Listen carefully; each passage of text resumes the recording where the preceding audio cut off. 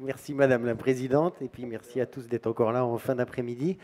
Donc mon topo, je vais reprendre les trois maladies dont vous venez d'entendre parler, et puis essayer de pointer sur les quelques éléments qu'il faut connaître pour la prise en charge chez l'immunodéprimé. Alors en 15 minutes, c'est pas facile quand même, parce qu'il y aurait quasiment de quoi en causer pendant 1 heure.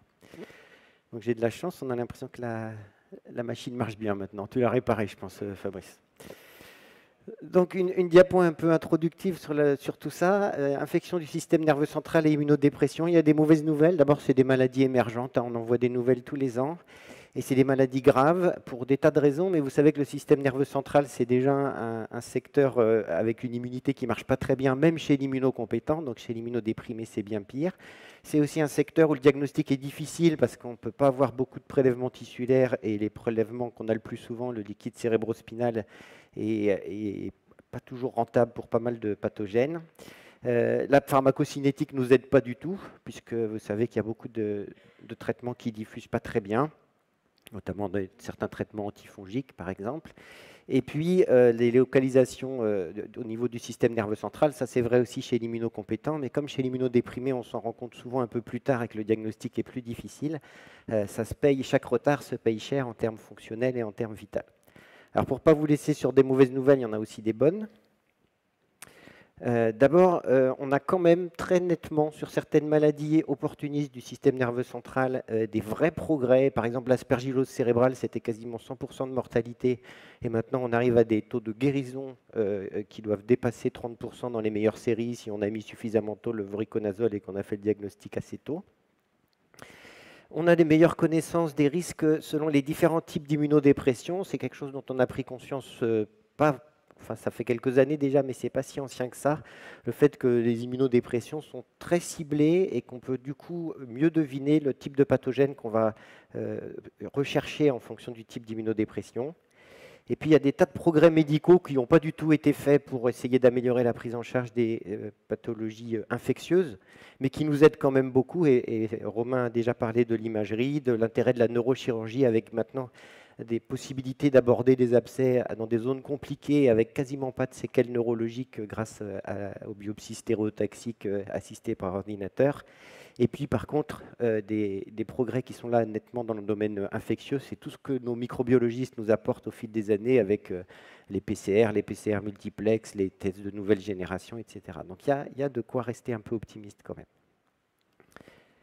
Et finalement, quand on aura fini ce topo, ce qui serait bien, c'est de pouvoir mettre, une fois qu'on a divisé en trois les trois grandes pathologies dont vous venez d'entendre parler, encéphalite, abcès cérébraux et méningite, d'avoir quelques grandes étiologies. Et parce que c'est vrai que l'abcès cérébral chez le patient infecté par le VIH n'a rien à voir avec les abcès cérébraux que vous verrez chez le greffé d'organes solides ou après une greffe de cellules souches hématopoïétiques. Donc, on ne comprend pas tout, mais à force de suivre des cohortes et de faire des diagnostics, on arrive à caser les 3 ou 4 plus grandes causes à chacun de ces croisements, et je pense que c'est important. Et comme ça reste quand même des maladies rares, c'est toujours intéressant de regarder dans la littérature pour ça. Alors, je vais passer par quelques cas cliniques. Le premier cas, c'est un homme de 50 ans qui a eu une greffe cardiaque en mars 2016, qui a été traité par des corticostéroïdes du CEL7, mycophénolate et tacrolimus au décours, et il va plutôt bien. Et puis il prend très bien, c'est un patient très respectueux des traitements, il prend très bien son Bactrim simple, 1 dose par jour. 1 an après, alors qu'il va très bien, il commence à avoir mal à la tête, il a de la fièvre, il est fatigué, et il finit par arriver à l'hôpital 2 semaines plus tard, parce qu'à part qu'il a mal à la tête, il n'a pas de signe neurologique jusque-là. Et par contre, à l'arrivée, les gens qui le connaissent se trouvent qu'il s'endort facilement, et puis en l'examinant bien, on s'aperçoit qu'il a une hémiparésie droite. Donc là, il y a des signes de localisation, un peu de fièvre, personne ne se pose de questions, et on a la chance d'avoir une IRM rapidement, et ce qu'on retrouve, c'est plein de petites lésions, des petites lésions abcédées, bilatérales. Là, ça fait typiquement hématogène, pour reprendre ce qui a été dit auparavant. Et on n'a pas le temps de faire ça très interactif, mais l'examen supplémentaire qu'on a fait sans vraiment d'avoir de point d'appel infectieux particulier, mais parce que c'est souvent assez connecté chez l'immunodéprimé, les poumons et le cerveau. Et effectivement, au niveau pulmonaire, on retrouve des nodules avec des excavations.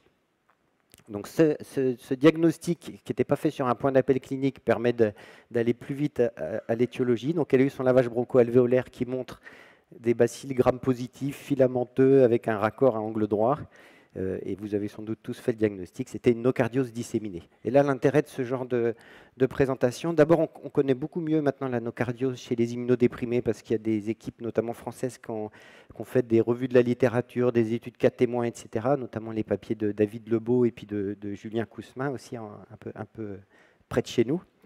Et donc, ils ont réussi à nous montrer, par exemple, que le Bactrim n'est pas du tout protecteur pour la nocardiose. Dans leur étude cas témoins, ça apparaît pas du tout comme un traitement protecteur, ce qu'on aurait pu penser, puisque le Bactrim est quand même efficace in vitro sur les nocardias. Ils ont montré que très souvent, en même temps que le cerveau, on a le poumon et éventuellement la peau. Et ils ont montré qu'on peut assez facilement faire le diagnostic sans avoir à aborder le cerveau. Donc, dans ce cas particulier-là, on peut éviter la biopsie stéréotaxique, faire un diagnostic rapide et guérir les patients. Ça, c'est un patient qui a guéri.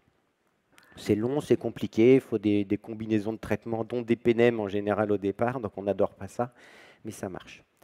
Donc dans la revue de la littérature qu'ils avaient fait, là, ils avaient montré notamment que les deux organes solides au décours des greffes desquels on a le plus souvent de nocardiose disséminée, c'est plutôt poumon et cœur, mais ça se voit aussi après les greffes rénales, hein, il y en a pas mal. Et puis, c'est l'essentiel de cette série-là, mais qui permet de mieux connaître une maladie qui est certainement une maladie émergente. On voit de plus en plus de nocardiose. Un autre exemple, toujours avec des cas cliniques, c'est l'histoire d'une dame de 40 ans qui avait fait une leucémie aiguë pour laquelle elle a bénéficié d'une allogreffe de cellules souches hématopoïétiques. Au décours, elle aussi, elle a son cocktail d'immunosuppresseurs. Elle prend bien ses traitements, notamment son Bactrim, ses azolés, son valacyclovir. Et puis 6 mois après son allogreffe, elle développe progressivement, là c'est sur 2 à 3 semaines, un déficit de l'hémicorps qui fait qu'à l'admission, elle est quasiment hémiplégique. Elle est restée apyrétique d'un bout à l'autre, et par contre, elle a une confusion et elle a une toux. Donc là encore, puisqu'elle a des signes de localisation, elle bénéficie d'une imagerie. On retrouve des lésions bilatérales, sus et sous-tentorielles, dont une qui s'est probablement vidée dans le ventricule. Là, on voit toute la ventriculite là, qui est assez évidente sur l'image. Et là encore, le fait de faire en parallèle une imagerie thoracique permet d'identifier des lésions. Donc là, vous voyez, elle a un nodule important avec un espèce d'aspect, le signe du halo. Et effectivement, là, on n'a même pas eu à s'embêter avec un LBA. L'antigénémie aspergillaire a permis de faire le diagnostic, de démarrer le voriconazole. Et là encore, c'est une patiente, je pense, il y a 10 ou 15 ans, ça se serait mal passé pour elle, parce qu'on n'avait pas de bons traitements pour l'aspergillose cérébrale. Les diagnostics étaient plus difficiles. Mais dans le cas particulier, elle a pu récupérer. Donc tout ça, c'est pour finir cette journée sur une note optimiste. Il y a des trucs sur lesquels on a fait des progrès. Le risque d'infection opportuniste après les greffes de cellules souches hématopoïétiques, vous devez connaître ça, ça a été repris notamment dans les recommandations des sociétés d'hématologie européennes.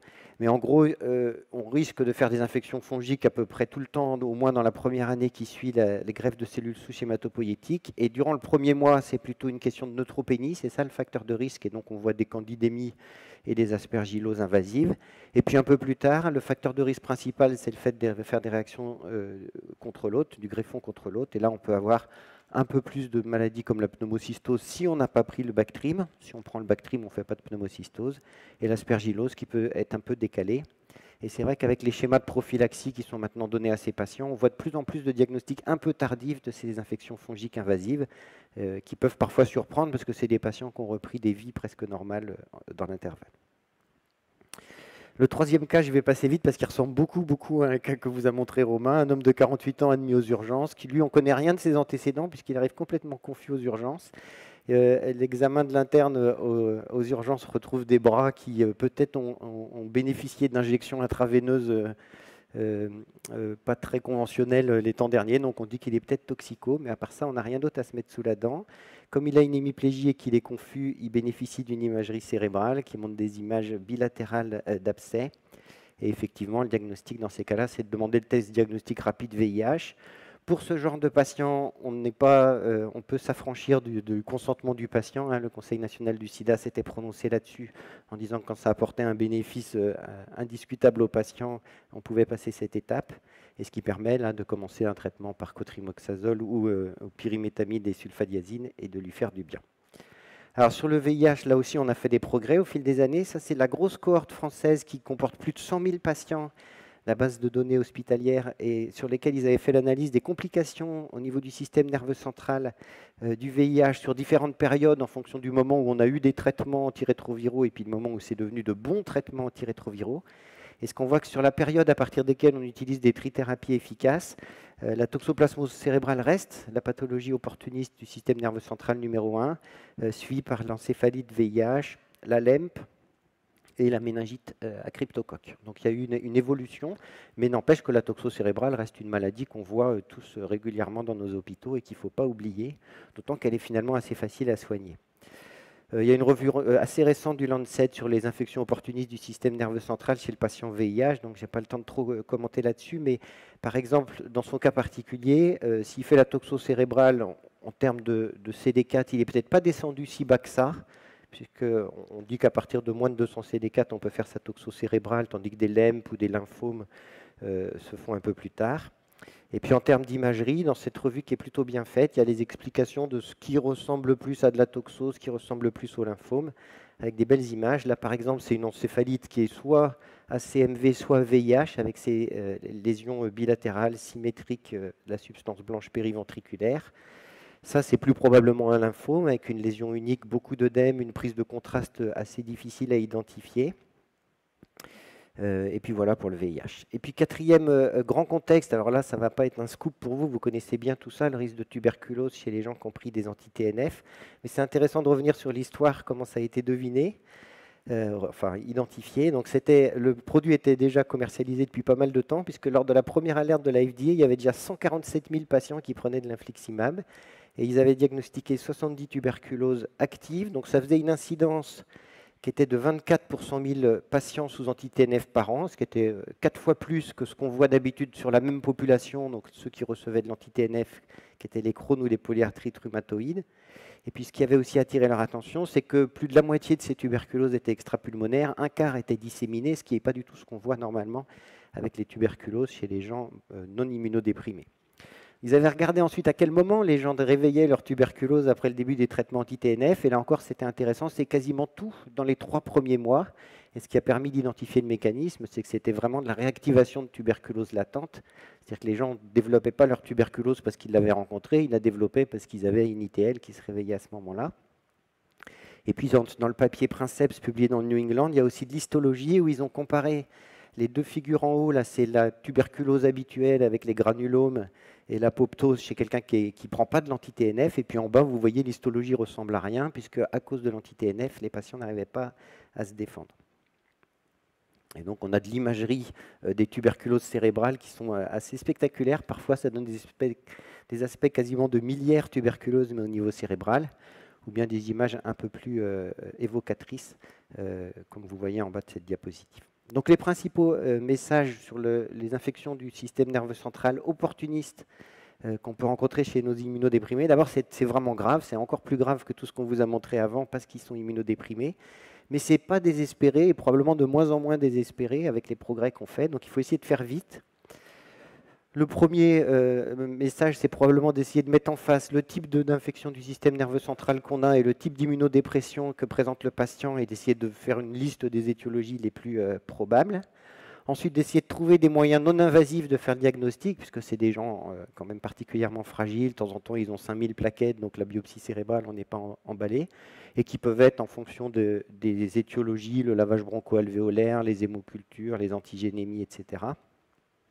Et si on n'a pas de réponse rapide, par contre, il faut savoir assez vite se dire, eh ben, tant pis, on y va, et faire justement les examens dont on a parlé tout à l'heure avec les biopsies stéréotaxiques. Et que finalement, pour essayer de résumer les différentes étiologies en fonction des différents tableaux qu'on peut voir, alors j'ai essayé de faire ça, mais on pourrait être plus complet, hein, ce n'est pas du tout exhaustif, mais les encéphalites du VIH, c'est plus souvent soit le VIH lui-même, soit le CMV, soit les LEMP. Les abcès cérébraux, on a vu, c'est la toxo. Les méningites, c'est plutôt cryptocoque ou tuberculose. Dans les greffes d'organes solides, il y a une entité dont je n'ai pas eu le temps de parler là, mais il y a eu pas mal de case reports assez édifiants d'encéphalite virale transmise par les donneurs. Et ça a été montré avec le West Nile, ça a été montré avec la rage, ça a été montré avec un cousin du bornavirus aussi, qui n'est pas celui de l'écureuil, mais qui est un autre. Donc c'est des gens, en général, il faut tiquer, parce que c'est des gens qui font des encéphalites quelques semaines après la greffe, et on s'aperçoit que le patient qui n'a pas reçu le rein, mais qui a reçu le foie, lui aussi, il est mort dans un tableau neurologique bizarre, et on finit par s'apercevoir que le donneur portait quelque chose qui a coûté cher. Et puis, et ça a été vu effectivement avec le virus de la chorioméningite lymphocytaire. En termes d'abcès, on retrouve nos cardioses et aspergilloses, la tuberculose comme méningite, et puis en hémato, je ne vais pas vous refaire toute la liste pour ne pas grignoter sur le temps, mais on peut voir aussi des choses assez différentes et qui permettent de faire des diagnostics plus rapidement si on a ces tableaux en tête. Merci de votre attention.